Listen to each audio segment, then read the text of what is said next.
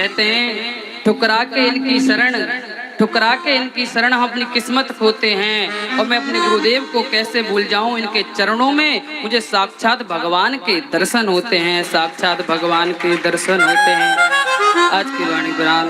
बोले राधे राधे।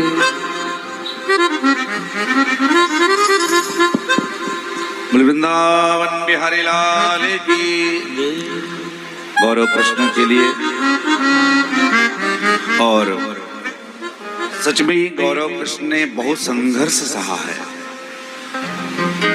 मैं एक बात हमेशा कहा करता हूं कि अनमोल गुरुकुलम में आकर के अध्ययन पूर्ण करके विदाई लेना इतना आसान नहीं होता है, क्योंकि हमारे यहाँ थोड़ा पढ़ाने का जो क्रम है, आजकल वृंदावन में लोग पढ़ाते हैं तो कोई 3 महीने में भागवताचार्य बना देता है, कोई 90 घंटे में, कोई 6 महीने में। परचून की जैसी दुकानें खुली हुई हैं।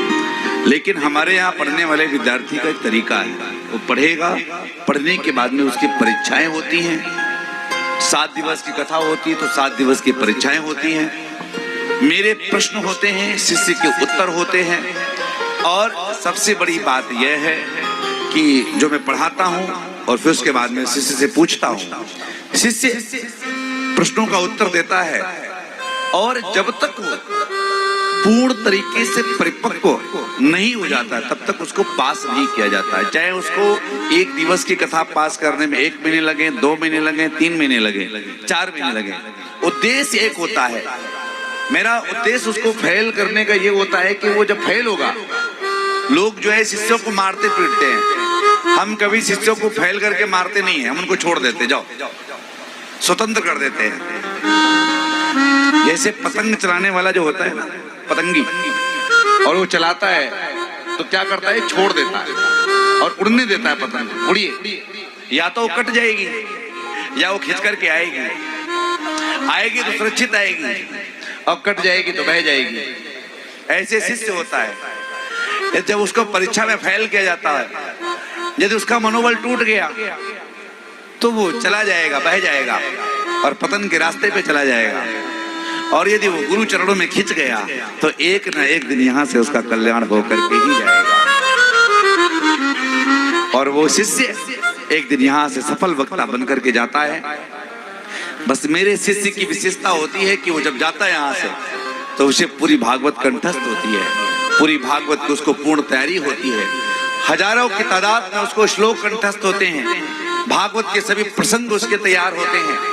और मेरा उद्देश्य रहता है कि मैं जिस ग्रंथ को पढ़ाऊं, चाहे मैं भागवत पढ़ाऊं, चाहे मैं राम कथा पढ़ाऊं या वेद, जो भी ग्रंथ पढ़ाऊं, उसमें शिष्य को पारंगत और परिपूर्ण करके ही विदा करूं यहाँ से। तो गौरव कृष्ण ने उसी श्रृंखला में जितने भी शिष्य विदा हो रहे हैं सभी परिपूर्ण हैं। और गौरव कृष्ण की अभी कुछ समय पहले माँ का देहावसान हो गया, और कोई परिवार का व्यक्ति होता तो कहता, बेटा अब तेरी माँ चली गई है, परिवार का तू बड़ा है, अब तू शायद अध्ययन नहीं कर पाएगा। लेकिन उनके पिताजी जोशी जी सामने विराजमान हैं, मैं उनको भी व्यासपीठ से धन्यवाद देता हूँ, मैं साधुवाद करता हूँ कि सच में वो धन्यवाद के पात्र हैं कि उन्होंने अपने संकल्प में किसी प्रकार की कमी नहीं आने दी। और एक बात कहा, बोले गुरुदेव जो विधाता को लिखा है, जो मेरी भाग्य में लिखा था मेरे साथ में हुआ, जो विधाता को मंजूर था वो हुआ, लेकिन मैं इस बच्चे का भविष्य क्यों खराब करूं, मैं इसकी पढ़ाई को विराम नहीं करूंगा।